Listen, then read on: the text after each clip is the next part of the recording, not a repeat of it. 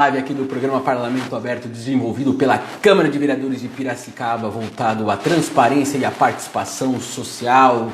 Sejam todos bem-vindos, sejam todas bem-vindas. É mais uma live. Hoje uma live muito especial. Vamos entrevistar aqui o cineasta João Paulo Miranda Maria, que teve inclusive um curta-metragem selecionado no Festival de Cannes em 2020, um curta que foi lançado em 2016. Então hoje vamos falar aí um pouco sobre linguagem de cinema. Vai ser uma live bem legal para quem gosta de cinema aí, o pessoal que for entrando, sejam aí todo mundo bem-vindo, muito bacana. Vou até mandar um aceno aqui, ó, pro Breno, pro Robert Caprese, até a Maju aqui, o Beto Oliveira que também já entrou. Que legal, estou muito empolgado para essa live. É uma live um pouco diferente, né?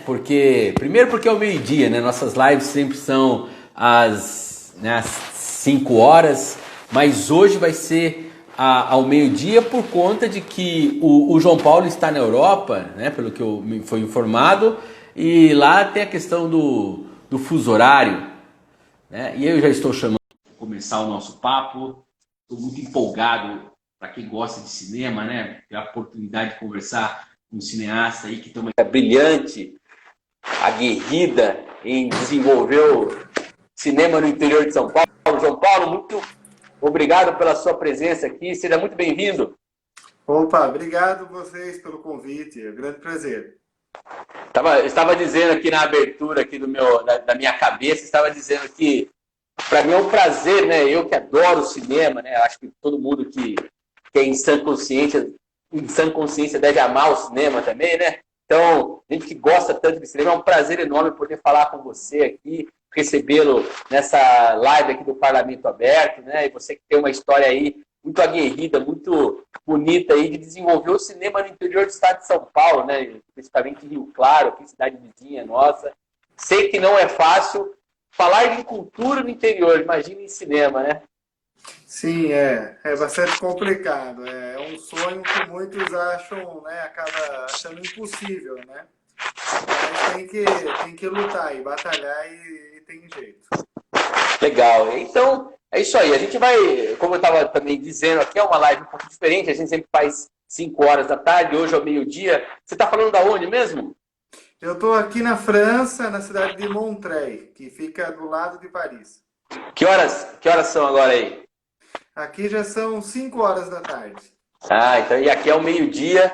Então é isso aí. Estamos aqui começando. Acabei de escutar, eu estou aqui no centro de Piracicaba, acabei de escutar o sino da igreja badalando aqui ao meio-dia. Então estamos bem no horário, bem em ponto. Eu queria começar aqui a nossa conversa, João Paulo, trazendo um pouco da sua trajetória, né? Antes de a gente entrar no assunto, porque como pela pesquisa que eu fiz aqui da sua história, né, da sua trajetória, né, a linguagem que você utiliza nas suas produções está muito relacionada à própria sua condição enquanto alguém que faz cinema, né?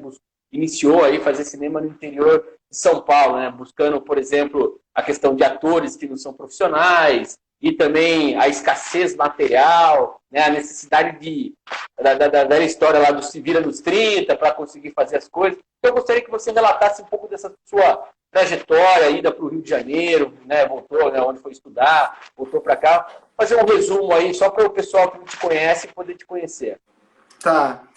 Então, né, eu sou do interior, né, na verdade eu nasci na cidade de Porto Feliz, né, do interior de São Paulo também, e aí depois eu, né, acabei morando toda a minha vida, na verdade, em Rio Claro, desde os meus 2 anos de idade, e que eu moro lá em Rio Claro, e aí eu tinha, meus pais comerciantes, trabalham com restaurante, e eu tinha esse sonho de fazer cinema. E aí eles, assim, incentivaram, né, mesmo não entendendo e achando algo muito difícil, eu acabei, né, indo fazer uma faculdade, né, de cinema. Cheguei aí no Rio de Janeiro, fiquei morando lá por uns 4 anos para fazer a faculdade.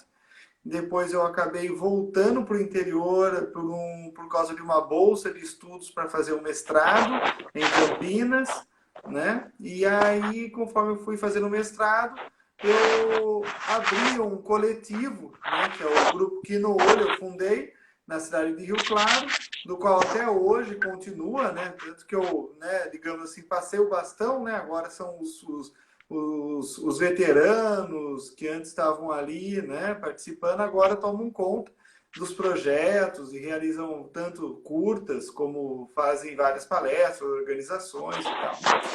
E aí eu criei esse coletivo justamente para ver essa possibilidade de produzir, começar do zero, uma estrutura que não havia uma estrutura profissional, né, de cinema, então busquei várias formas para conseguir, né, viabilizar as produções. No começo não tinha apoio, né? Então a gente usava até celular mesmo para usar como equipamento. E aí a gente fazia tanto exibições, né? A gente passava filmes, discutia os filmes e depois realizava o que a gente chamava que eram os filmes ensaios, que é toda uma experimentação de linguagem para amadurecer o olhar até fazer uns curtas maiores.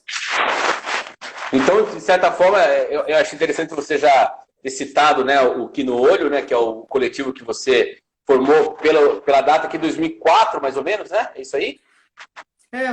Foi na verdade 2005, na verdade, que eu cheguei a fundar, né? Em 2004 eu já organizava o que a gente chamava sessões cineclubistas em Rio Claro, mas depois que veio o coletivo em 2005. Ah, tá. Então, ele tem uma história aí. Então, todo esse processo aí, é claro, a faculdade tem a parte da graduação, né? Mas o processo de você desenvolver essa parte mais da linguagem, da sua parte mais autoral, né? Vamos colocar assim, né? Da parte mais autoral sua enquanto cineasta, foi dentro do coletivo que possibilitou essa busca. Exato, é. Aí comecei a ter esse interesse e aí eu fundei esse grupo. E a gente também tinha uma revista, né, de cinema, que era mensal, né, da qual a gente discutia, refletia sobre os filmes, né?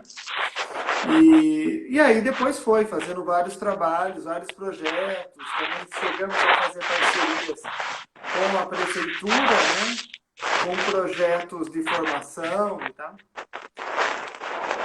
Mas não caminhou muito essa parceria com a prefeitura? Como que ficou? Ficou alguns anos apenas, né? A gente tinha uma subvenção, né? Que era uma subvenção que tinha, e ela era muito parecida com aquele projeto com Ponto de Cultura, onde a gente tinha um pequeno orçamento que dava para pagar professores e viabilizar minimamente as oficinas, e a gente fazia série de contrapartidas também para a prefeitura. Isso durou uns 4 anos, se eu não me engano. Foram poucos anos, né? De toda a história do grupo, foram poucos anos. Perfeito. Agora, a gente, né, só para... eu queria fazer esse início de trajetória, né? Porque as pessoas, como a gente divulgou a live pelo fato do seu curta, a moça que dançou com o diabo ter sido selecionado em Cannes, e então assim, as pessoas acham que as coisas acontecem, né, no estalar de dedo, né? E a trajetória ela mostra aí que você teve diversos desafios nesse percurso aí. Como que foi chegar até a conseguir se inscrever? Parece bobagem hoje falando para você que tem já experiência, mas acredito que não é simples que alguém que está no interior olha para fala assim, nossa, eu vou me inscrever em Cannes, vou né, colocar essa produção ali para um júri tão selecionado, né? Estamos falando aqui do principal festival de cinema do mundo, né? Então, assim, como que foi essa busca para chegar aonde se chegou com esse curta, em termos de premiação, em termos de ter sido selecionado em Cannes? Olha, então, né? Agora, né? As pessoas falando, acaba parecendo que foi algo simples, né? Mas na verdade foi algo que realmente demorou muito tempo, né? Que foi um trabalho realmente eu digo, de maturidade, né? De olhar. Porque muitas vezes a gente coloca, né, o desafio, ou o problema, o obstáculo, sendo questões técnicas, né, no sentido de ter possibilidades, ter um lugar que a gente possa filmar, ou que a gente tenha uma certa equipe profissional, né, ou até mesmo um certo orçamento, né? E, na verdade, o que eu vejo que depois, com todo esse tempo, o que foi mais assim caro, mais difícil, realmente foi toda essa coisa da maturidade, né, de amadurecer o próprio olhar, né? Porque cinema, ele é diferente das outras artes, por exemplo, quando você fala de pintura, fala, né, de, sei lá, de teatro, por exemplo, porque quando o cinema, você abre uma câmera e você tem que a gente fala, abre uma câmera, né? A gente liga ela e a gente revela a realidade que está ali na nossa frente. Então a gente tem coisas que não pode esconder, que não dá para esconder, a gente não pode ser Deus, não pode mudar a realidade do que está ali na nossa frente. A gente lida com pessoas, seres humanos, que vão estar ali na frente da câmera, e tem dia que a pessoa está bem, tem dia que a pessoa está mal, e você tem que encontrar ali uma verdade, encontrar ali uma aura, né?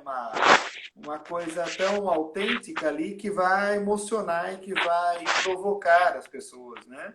E isso daí é uma coisa que não tem um preço, é uma coisa que depende muito do amadurecimento de cada, né, realizador, né, de cada artista, para conseguir saber o que exatamente quer e como fazer, né? Então, para mim, foi uma luta maior, eu acho que nesse sentido, de conseguir realmente amadurecer um olhar para conseguir efetuar, né, esses filmes. Eu vejo que depois de muito tempo, eu fiquei muito tempo que a gente fala, assim, meio ilhado, né? Eu ficava na cidade de Rio Claro, ajudando meus pais no restaurante. Eu estou ouvindo um barulho, eu não sei se é daí ou é daqui. Eu estou tentando verificar aqui, mas estou ouvindo toda hora um barulho de raspar. Olha, Aí tá aqui não bom o tá, som? tá tranquilo aqui. Então tá jóia. É que eu estou ouvindo um barulho, eu fiquei pensando de onde está vindo. Mas... Só foi aberta uma porta aqui, mas uma porta que abriu e fechou só, mas não tem mais então, barulho aqui não. Então tá jóia. Ah, será que é será que é o meu o microfone. meu microfone que eu acho que tá raspando. Tá, Isso. desculpa. Não, só pensei que eu falei, não sei se era aqui, mas... Então, aí voltando, então, né? Então, eu ficava ilhado, né? Nesse sentido, né? Ali na cidade, trabalhando, ali ajudando meus pais no restaurante. E eu, no tempo livre é que eu fazia essas sessões, tentava fazer alguns ensaios de filmes, de projeto. E aí levou um tempo, né? Um tempo que eu acho que até como a gente é meio... Eu falo que a gente, né? Eu sou meio caipira, né? No sentido que eu preciso ter muita certeza para arriscar e para fazer algo. Então, enquanto eu não estava preparado, então eu preferia fazer o que a gente chama de vários exercícios, os ensaios. E aí, quando chegou nos últimos anos, eu falei, olha, é agora que eu quero tentar. E aí, então... lá, tem alguém dando a dica, dizendo que talvez colocar no mute, né, o seu quando eu estou falando. Não sei se você consegue aí. Eu não consigo aqui, cara, mas eu tô segurando ele, acho que agora parou. Tá, joia. Né? Mas beleza. Agora tô segurando ele aqui certinho para não... Tá, joia. E aí, então, olha, aí a questão é que aí, para mim, era importante eu realmente ter uma certeza. Então, eu fui amadurecendo. Aí foi quando cheguei a fazer realmente o meu primeiro curta, né? Que foi o Command Action, que foi um curta, que eu falo assim, primeiro curta, porque foi um curta com uma certa estrutura assim, de maior tempo, mesmo que não tinha um orçamento, mas a gente tinha um tempo maior de preparo, principalmente de pré-produção, porque uma coisa que as pessoas não imaginam, as pessoas acham que o cinema é só a filmagem, é só o set de filmagem, mas é muito mais antes. A filmagem é meio que a ponta do iceberg, né? Então você tem muita coisa, desde a escrita, desde toda uma preparação de pesquisa, pré-produção, até chegar nos dias de filmagem. E esse foi o primeiro curta que eu, de fato, fiz um trabalho maior nesse sentido. Foram meses pensando e discutindo com pessoas desse coletivo, do grupo, até realizar esse filme, que foi só 3 dias de filmagem, que foi o Command Action. E que foi um filme que a gente tentou por lei de incentivo, mas infelizmente não conseguimos captar recursos. E isso até é um detalhe, né, que muita gente às vezes fica falando mal das leis de incentivo e falam uma grande ignorância, porque realmente a lei de incentivo, quem decide acaba sendo um empresariado, porque você apenas o governo protocola e dizendo que você tem ali o aval, só que você tem que ir atrás das empresas para convencer elas a realmente investir no seu filme e que, na verdade, é um dinheiro que vem do imposto que elas pagam. Só que aí é um detalhe bem complicado e foi bem difícil. Na época, o meu pai já tentava achar pessoas, tentar conversar com gente, eu tentava através da prefeitura, mas a coisa eu via que era muito mais embaixo. Era muito complicado. E né, acho que até é um detalhe meio chato e que vinha por parte dos empresários. Mas aí o que acontece... Eu acho que, só para fazer um parênteses, depois eu ia eventualmente perguntar sobre isso para você, porque vocês tiveram um episódio muito chato, né, relacionado a quando você foi para Cannes, né, inclusive tentando envolver até a produção, né, do curta do A Moça que Dançou com o Diabo numa visão política, né, que você até se rebateu na época. Então depois a gente pode falar mais especificamente disso daí, até por conta também das pessoas entenderem um pouco como que é esse universo, né? E é interessante que você esteja aí já como cineasta defendendo a importância do investimento público, né? Que acaba sendo as leis de incentivo, né? Para a arte e para o cinema especificamente, né? Aí fecha o parênteses, pode continuar. Só para a gente pontuar isso daí.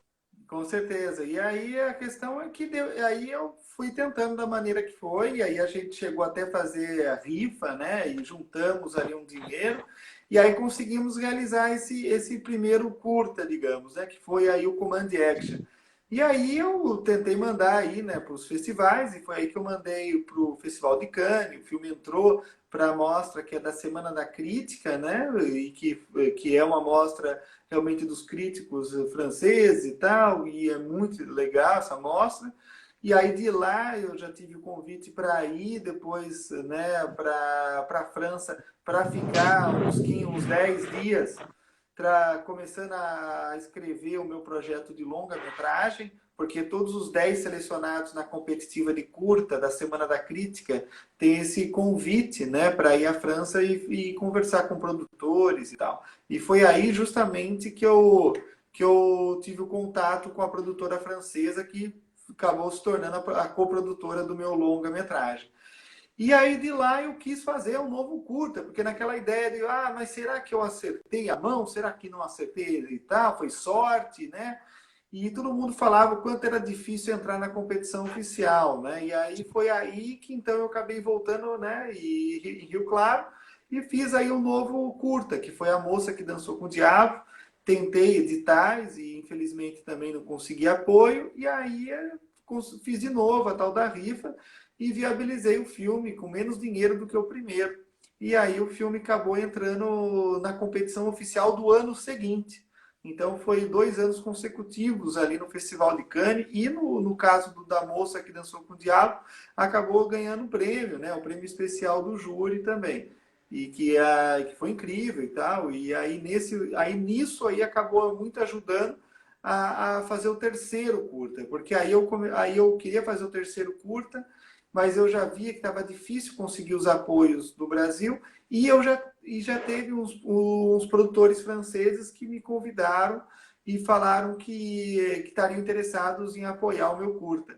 E aí eu escrevi o roteiro, todo o projeto, fizeram todo o dossiê, e aí em poucos meses eles já conseguiram levantar o apoio através do canal de televisão Arte, do governo, né, daqui da França, e aí levantou todo um apoio do governo da França para fazer um filme em Rio Claro, contratando rio-clarenses.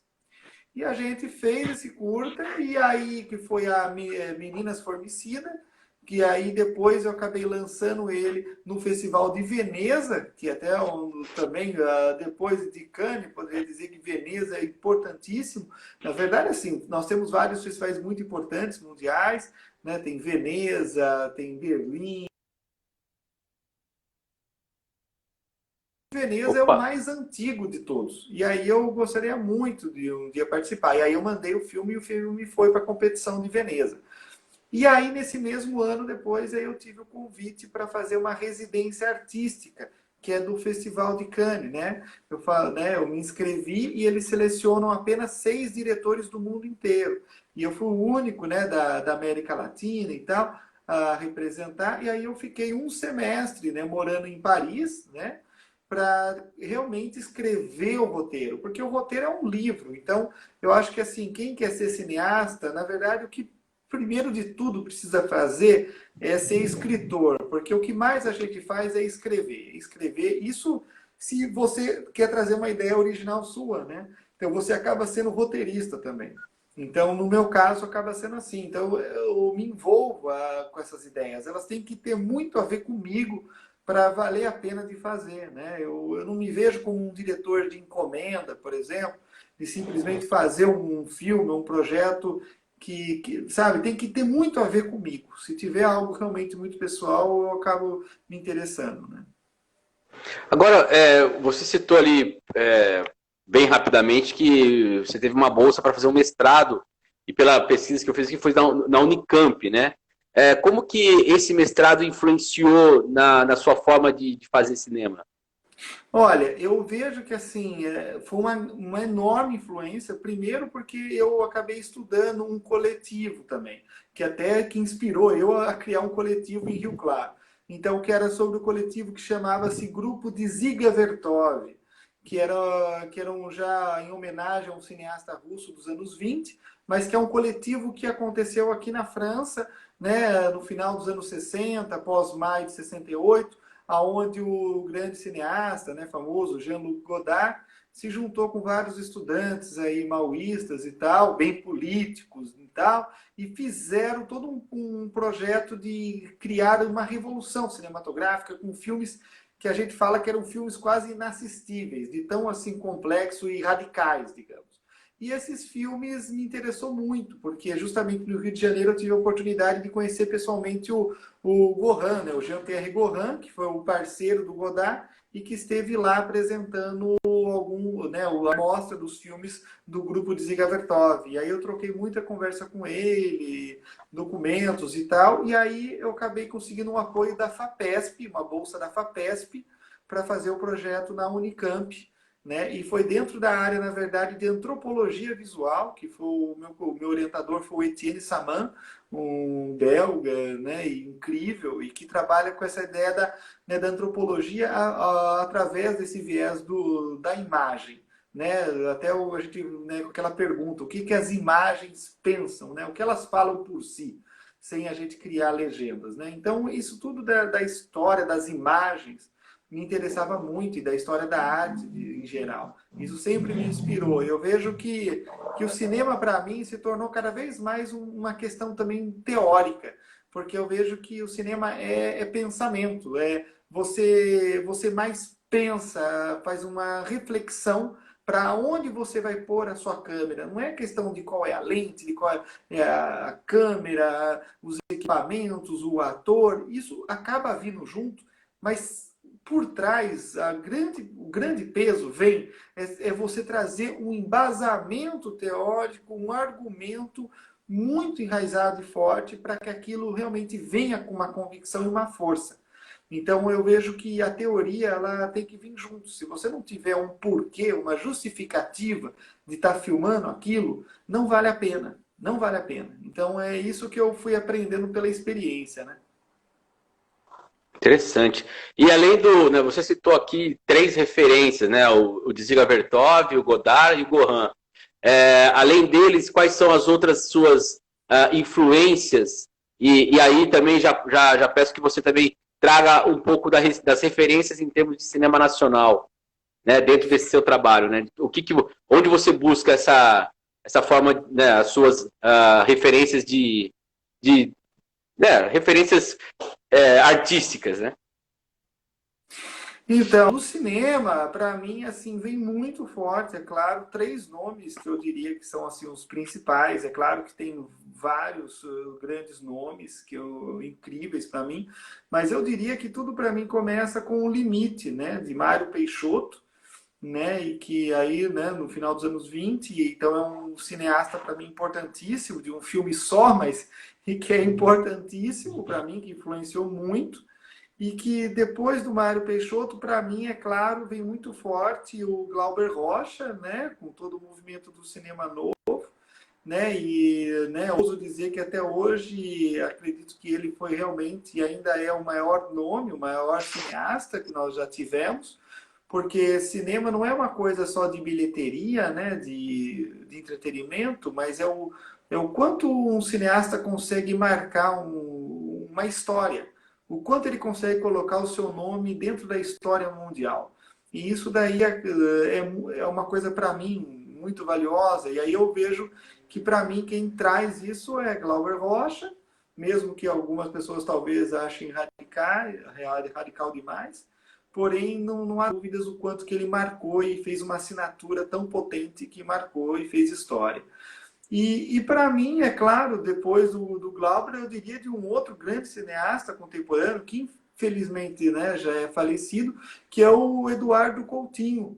O Eduardo Coutinho, né, documentarista, ou seja, do documentário, tanto que eu ouso dizer que para mim, assim, nos últimos anos, né, para mim, assim, realmente qual cineasta me influenciou mesmo, principalmente nos anos 2000, também nos anos 90, para mim foi com certeza o Eduardo Coutinho.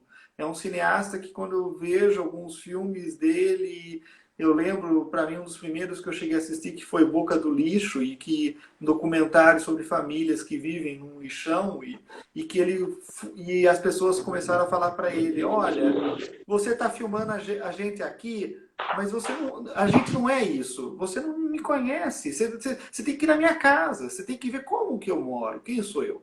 Então, essa coisa de tocar uma alma, um lado verdadeiro, sabe, da alma brasileira, eu vejo que o Eduardo Coutinho foi um dos únicos. E ele trouxe tão assim forte, tão visceral, digamos, e que ele nem precisava fazer um estilo como Glauber Rocha, com uma montagem tipo Eisenstein, ou não tinha que fazer nada disso, além, é claro, que era documentário, mas o Coutinho, ele acabou cada vez mais fazendo um formato que eu posso dizer minimalista, né? As câmeras, né, ali, uma câmera parada, uma posição, ele senta, ele como diretor entrevistando o outro, aparece, então o processo de filmagem vai vindo junto e não sei o que e tal, e toda aquela desconstrução.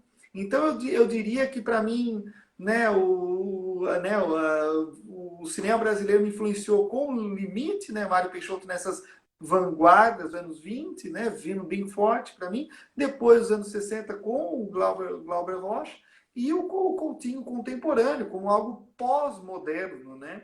Que é algo que também me interessa muito discutir. Então, provavelmente, Coutinho teria muito maior interesse e fascínio para mim, porque é algo que ele vai além ainda, ele dá um outro passo além do Glauber, porque ele é de uma outra área que a gente fala outra área, né? É cinema, mas documentário, e o documentário, infelizmente, sempre acabou sendo, né, desvalorizado, mas que, na verdade, assim, eu não vejo, né, ficções que tiveram e atingiram uma alma e uma emoção, uma força, como o Coutinho fez nos últimos anos. Então, para mim, foi muito importante. Eu gostaria de ter um pouco desses três aí no meu cinema, né? Então, quero conversar com esses nomes. Então, para mim, que isso é muito importante.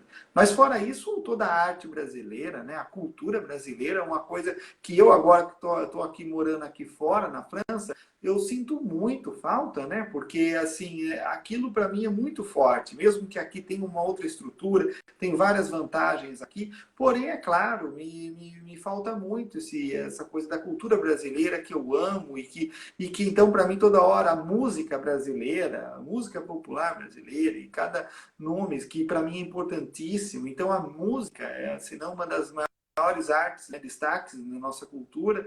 então, que influencia diretamente. Eu gosto muito, principalmente, do Tom Zé, por exemplo, que ele desconstrói, ele cria uns sons, ele faz todo um ritmo, e para mim influencia muito. É algo que também eu procuro pensar pelo cinema. E além da música, eu vejo na literatura também influências também em mim, principalmente do João Guimarães Rosa, né, que cria uma literatura que ao mesmo tempo é épica, é grandiosa, mas fala de um brasileiro tão simples, que eu chamaria que é uma pedra tão bruta, e que ele traz esse lado informal, mas cria uma linguagem, toda uma maneira escrita e que transcende. Eu falo que ele é um escritor que transcende. Você aquilo, você parece que está indo para uma outra dimensão. E é isso que eu quero fazer nos filmes, né? No caso, até teve já gente que já falou que meu filme é muito meio metafísico. E eu vejo que vai surpreender, porque é um filme que vai surpreender, porque as pessoas às vezes imaginam um filme e vão ver um outro, né? Legal. Você falou do Coutinho, eu me lembro do Edifício Master. Para mim foi um documentário dele muito tocante, né? Uma coisa assim, um brilhantismo na capacidade, né? Eu que sou da área do jornalismo, né? Então, assim, e aí a gente se assemelha muito na busca por história, né? Então, o caso dele com o documentário, né? Mas realmente você citou aí referências, e é engraçado, né? O pessoal acha o Glauber radical, né? Tem essa, mas é tão formidável, radical, é tão poético o radicalismo do Glauber, né? Eu Com tanta poesia. Eu lembro do Glauber, assim, também, em alguns momentos. Eu lembro quando eu ainda estudava cinema e na faculdade mostraram, né, Deus e o Diabo na Terra do Sol. E tem aquela cena da mãe, que ela, a mãe dele, né, e que é do Geraldo Del Rey, o personagem dele. E aí a mãe dele morre. E aí, na hora que estão filmando ela dá uma piscadinha, né? Ela dá uma piscadinha. Esse erro, né? Foi um erro ali. Deu uma piscadinha. E aquilo foi tão inadmissível para estudantes. Eu estava com os colegas que começaram a fazer chacota, né? A zombar, né? Dizendo que isso é um grande filme, olha ali, nem atuou direito. Então, isso para mim, assim, ficou uma coisa tão forte, porque aquele filme foi tão avassalador, me tocou tão forte, e eu vendo que a maioria das pessoas começavam a ver de outro jeito, vendo assim como se, né, pro lado do bom gosto. Por isso que às vezes até eu escrevo, eu falo, olha, o cinema que eu busco não é um cinema de bom gosto, não é desse certinho, sabe? São nas imperfeições que a gente toca uma alma, que a gente encontra algo muito mais verdadeiro. Então, também essa coisa de uma busca de um perfeccionismo, sabe? É uma outra coisa, tanto que a gente fica viciado. Então, se a gente não vê aquela ação e reação que nem a gente vê talvez na televisão, que vê em alguns episódios de séries famosas, se a gente não vê aquela mesma dinâmica de plano e contraplano, aquele jeito, aquela linguagem, aquele ritmo, a gente estranha. Então, se a gente vê uma coisa diferente daquilo, a gente estranha, a gente acha que não está funcionando. Então, isso é uma coisa complicada, ou seja, a gente acaba perdendo uma oportunidade, né, o espectador, de encontrar um cinema de autor. Porque realmente o cinema se torna forte quando a gente tem nomes fortes também, quando tem autores fortes, que vão acabar falando e ressoando cada vez mais forte o nome da nossa cultura, nossa arte, do cinema. Assim é como na música. Você vê que grandes músicos brasileiros eles se tornam como o porta-voz da cultura. São figuras ilustres para serem ouvidas. Porque não é só a música deles, mas o que eles pensam interessa ao povo, interessa aos outros. E a mesma coisa, o cinema também tem que ser assim, e que os cineastas sejam vistos assim, como aqueles que a gente também se consulta para a gente o que esses caras estão olhando, o que eles estão sentindo do mundo. e a gente ouvir deles, né? Eu acho que isso, para mim, cinema vai além de um trabalho qualquer. Ele não é uma função de eu bater o meu cartão e sair e voltar para casa, mas é uma missão de vida, é uma missão de vida. E que é muito difícil, assim, pela questão financeira, pela questão de se sustentar, é uma coisa complicada, né? As pessoas que nem me veem, eu estou aqui, né, na França, mas é um apartamento minúsculo, é uma situação também muito modesta, só que aqui eu tenho uma valorização. Eu estou tendo agora uma valorização, uma oportunidade, até não sei até quando eu vou ficar aqui, mas eu, como eu falei agora há pouco, eu sinto falta e penso no meu cinema, na minha cultura brasileira, no meu país. Tanto que vendo o que acontece, por exemplo, na Cinemateca Brasileira, todo um descaso, toda uma briga de questão de como se vai manter ou não a lei do audiovisual, a sorte que eu vi ontem que parece que, né, vai manter, e outras discussões, preconceitos com a lei Rouanet, que, né, que envolve outras artes, não apenas, né, o audiovisual, e também toda a questão da Ancine, né, que é todo um impasse também, como se quisesse realmente parar. Uma coisa que até o Cacá Diegues, que, né, parceiro também do Cinema Novo, do Glauber Rocha, né, e vivo, e falou no jornal, dizendo que ele nunca vivenciou um momento como esse, mesmo numa ditadura, sabe? Não teve um governo que fosse contra o seu cinema, a sua cultura, contra os seus artistas. Já teve, é claro, e por muitas vezes, governantes que são indiferentes, que não vão dar bola, que não interessam e que não sei o quê. Isso já teve, desde, né, como o Kaká falou, mas pela primeira vez, sabe, independente de lados, de visão, de partidos, mas pelo amor de Deus, né, tem que deixar aquela coisa, tá sendo feita sério, tá dando resultado. Se eu não gosto, o problema é meu, sabe? Se não fala da minha ideologia, o problema é meu. Tem que ter uma liberdade. Se tá fazendo sério, tá prestando conta, vamos continuar, pô. Deixa os caras fazer a sua arte, sabe? A cultura brasileira é linda, incrível. Então, infelizmente, eu vejo que é um momento delicado e que é um momento que eu quero muito, né, com esse meu filme, que estou iniciando, eu falo iniciando porque é um primeiro longa, mas eu quero, junto com todos esses artistas, com todos esses outros cineastas, a gente realmente lutar. É que agora, com toda essa situação do Covid, acaba impedindo um pouco, né, essa praticidade de fazer manifestações. Mas eu lembro, por exemplo, quando eu penso na Cinemateca Brasileira, aqui na França, quando começaram a querer, sabe, se meter com a Cinemateca aqui na França, lá nos anos 60, e aí você viu cineastas, Godard, Truffaut, vários cineastas fizeram uma corrente humana, ficaram lá, ficaram não sei o quê.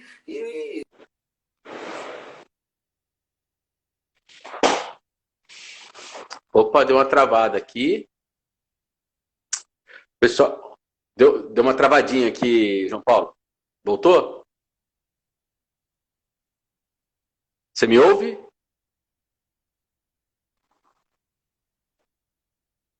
João Paulo, você me ouve? Eu não te ouço, não estou conseguindo te ouvir. Pessoal, vocês estão me ouvindo aqui o que eu estou falando? Nós acabamos de ter aqui um probleminha técnico. Deu saiu um pouco o áudio não veio. Estava falando aqui sobre a questão do cinema brasileiro, sobre os ataques, né? Até ia fazer um comentário que João Paulo está sem som. Será que se você sair e voltar, será que dá para você sair e voltar para ver se... Deixa eu...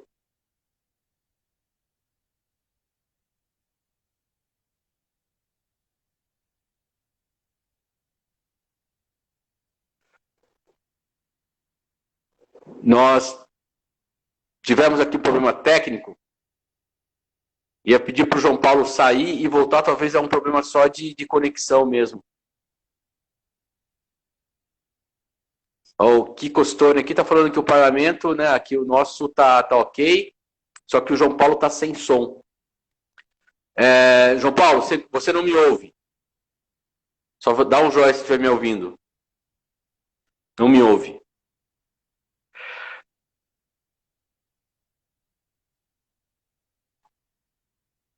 Espera um pouquinho só, eu vou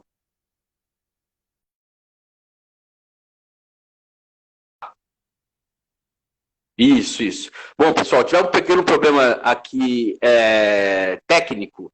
O João Paulo teve um problema técnico e acabou perdendo o áudio dele, tá? Estou aqui tentando retomar para ver se volta, né? Deve ter sido aí na hora de travar. Vamos lá. Agora voltou. Voltou. Voltou. Legal. Legal, cara. Muito importante que você está falando, né? Essa coisa do governo ter transformado a classe artística na classe inimiga, né? Realmente porque a indiferença é uma coisa, outra coisa é você ser inimigo do outro, né? Então, realmente, essas questões que você está colocando, acho muito importante. E para nós aqui, enquanto Parlamento Aberto, né, ter uma voz que está hoje aí tendo uma referência internacional dentro da sua área, que é o cinema, falar essas questões eu acho muito importante, né? Sobretudo para quem tem uma história de luta, de divulgação do cinema, né? Com o seu coletivo, com toda a sua trajetória que você falou, é muito importante que você passe essa preocupação. Fico muito feliz em poder saber que você tem essa preocupação dessa maneira, viu, João Paulo? Não, obrigado, eu agradeço a oportunidade. Legal, cara. Agora, falando também, só para a gente não perder o nosso foco, tem algumas perguntas, inclusive, que eu quero depois fazer aqui que o pessoal mandou. Em relação à questão de linguagem, só para a gente encerrar essa parte, como que é trabalhar com atores, né? Tanto no seu primeiro curta, né, no Command Action, depois no A Moça que Dançou com o Diabo, você trabalha com não profissionais, né? Atores não profissionais, com pessoas, entre aspas, comuns, como se atores não fossem, mas enfim. Como que é isso para a linguagem, para aquilo que você busca dentro do cinema que você faz?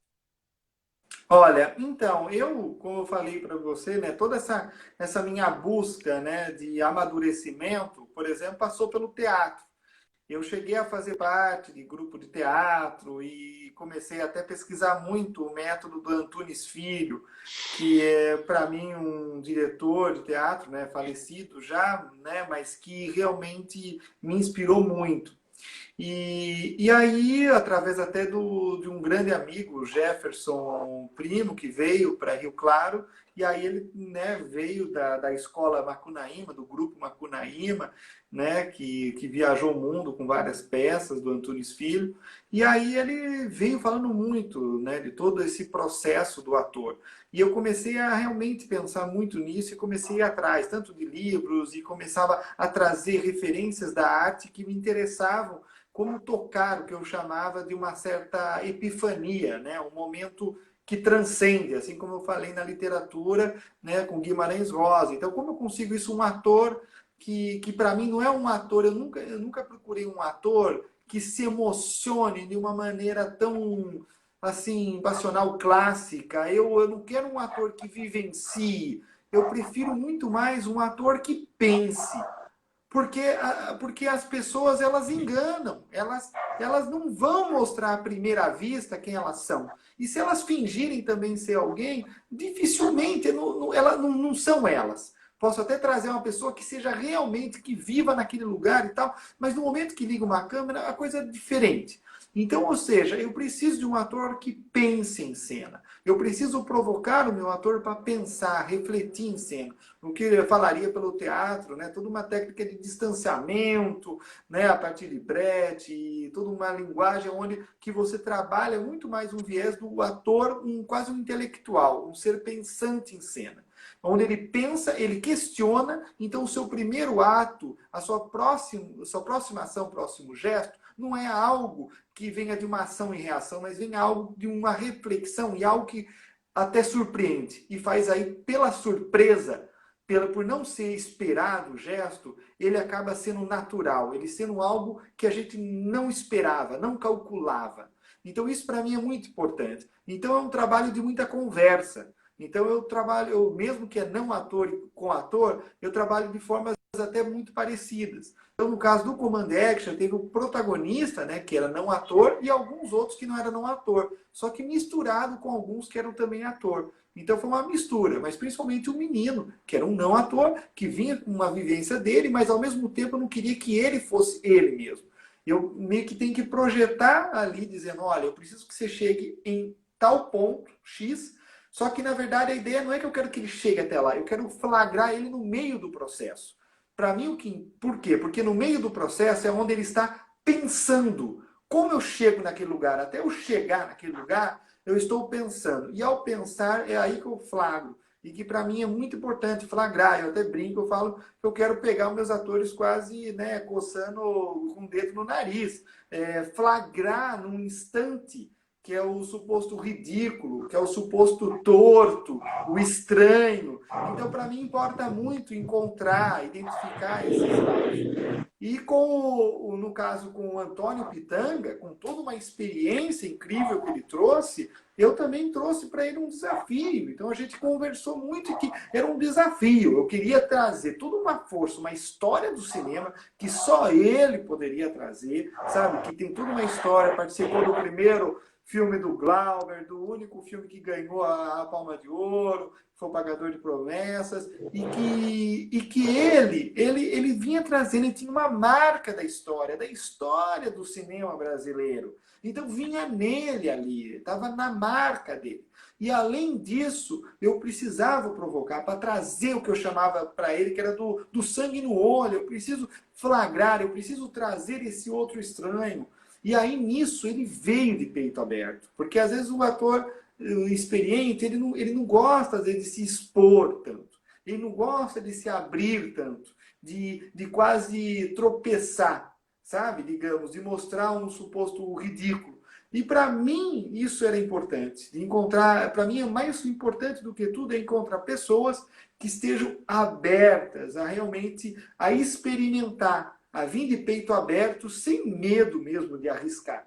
Porque para mim, se não arrisca, também não importa, né? Como eu falei, fica fica no meio termo, né? Você vai fazendo um bom gosto, uma coisa bonitinha, certinha, mas você não toca na ferida, você não toca no fundo do poço. E para mim era muito importante ter esse tipo de possibilidade. E não só com os atores, mas com toda uma equipe técnica. Né? De como trazer isso o fotógrafo, de quem trabalha no som, como realmente pensar fora de uma caixa, como realmente pensar formas próprias de imagem, de som, de técnica que vão realmente ilustrar um pensamento. Aí tem todo o encontro com a teoria. Então, todos, técnicos, atores, pensando em cena e não agindo só por ação e reação. Ah, então vai fazer isso, então vamos fazer aquilo. Não, não é simples. Tem que ter um porquê por trás para mexer a câmera e cada vez mais eu vejo que eu vou para esse lado mais simples. Eu falo simples, que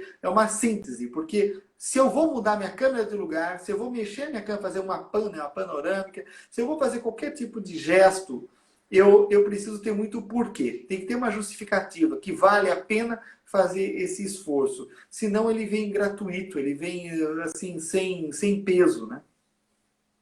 Que legal, que bacana. Nossa, poucas vezes a gente tem a oportunidade de poder conversar com alguém que possa expressar dessa maneira tudo aquilo que ele leva para a produção artística. Acho muito legal isso aí. E é muito interessante a busca pela questão genuína, pela genuinidade, né? pela marca, pelo traço autoral. Eu acho isso espetacular em termos daquilo que a gente estava conversando anteriormente, antes do problema técnico, em termos de identidade cultural, em termos, né, do que a gente pensa em termos de cultura mesmo. E agora eu vou fazer umas perguntas aqui, senão não vai dar tempo. Mas, Pedro Furquins aqui, ele está perguntando, em sua opinião, quais as características do cinema do interior paulista? Existe característica do cinema que você possa, do interior? A gente tem muito, o cinema no interior é muito taxado ali pelo Mazzaropi, né, que é considerado assim, é um ícone, tem sua importância, claro, tanto artística quanto de público, né? Mas como que você vê hoje a marca do cinema do interior do estado? Olha, o cinema do interior, ele é muito heterogêneo, ele é muito diverso. Quando eu falo isso diverso, é que hoje, com as possibilidades tecnológicas, assim como eu, por exemplo, criei o coletivo, né, na minha cidade, eu vejo que vários outros núcleos também tentam viabilizar e criam, a seu modo, formas de produção. Só que, às vezes, o que vou dizer que entristece, talvez, não sei se seria a melhor palavra, vai parecer que eu vai parecer que talvez eu estou diminuindo alguém ou não, mas o que me entristece e incomoda, talvez, seria uma procura de um profissionalismo querendo imitar o grande, um cinema da grande produtora da capital, imitar alguma coisa. E, na verdade, o grande talento nosso, o talento interior né, e do indivíduo em si, é de encontrar uma coisa muito particular, que não tenha nada a ver com os outros. Então, isso é muito difícil, da maneira de como você filma, de como você faz a produção, achar um modo particular mesmo. Então, eu vejo que, assim, muitos realizadores, ou às vezes por não ainda uma experiência, acabam talvez às vezes, cometendo um erro do bom gosto, de querendo fazer coisas que imitam um cinema ou que seja americano, ou que imitam um cinema europeu, não importa, a pessoa pode até ser bem eclética, tenha um gosto bom, mas não é essa a questão. A questão mesmo é de encontrar algo muito verdadeiro e muito particular. E eu vejo que até está tendo, né, agora todo um movimento, eu vejo que até o grupo Quinolho que eu fundei, que hoje são outros que tomam conta, né, que eu plantei a semente e tal, eles estão organizando vários encontros né, do cinema do interior. Então, vários grupos, coletivos de várias cidades estão se encontrando e falando, cada um a sua realidade. E aí a gente vai encontrar uma linguagem, tanto que para mim interessa muito saber como que cada um consegue resolver os seus problemas. Mas eu vejo que antes de resolver os problemas de produção, que é o que todo mundo chora, que é o que todo mundo reclama, não tem apoio né, de produção, para editais e tal no interior, que é realmente um grande problema, com certeza. Eu vivenciei isso na pele e tal. Só que, assim, eu vejo que o que faz realmente o negócio evoluir é quando começa a encontrar modos próprios de produção, quando você cria uma linguagem própria, particular. Eu, por exemplo, criei o que eu falo que eu criei, mas que tem a ver comigo, que eu brinco, eu falo que é o cinema caipira. E eu falo de propósito, porque as pessoas vão falar, nossa, o cinema caipira, então é a volta de um Mazzaropi, a volta de um cinema rural, a volta da figura do Jeca.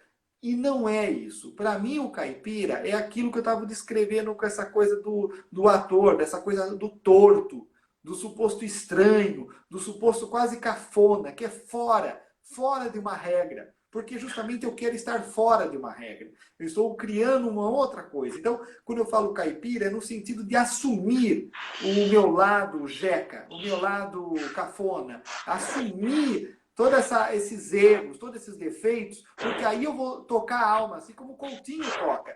Eu vou tocar coisas ali verdadeiras e que vão ali aparecer na tela. Então, isso daí para mim é muito importante. Então, eu falo cinema caipira nesse sentido. Mesmo que as histórias podem acontecer numa cidade, num lado mais urbano do que rural, porque, na verdade, para mim, o que pode talvez assemelhar o caipira e o do rural, e esse caipira que eu falo, é a figura de personagens quase como pedras brutas, que escondem mais do que mostram, que guardam para si várias emoções, como casca grossa, sabe? Que aos poucos vão revelando, né?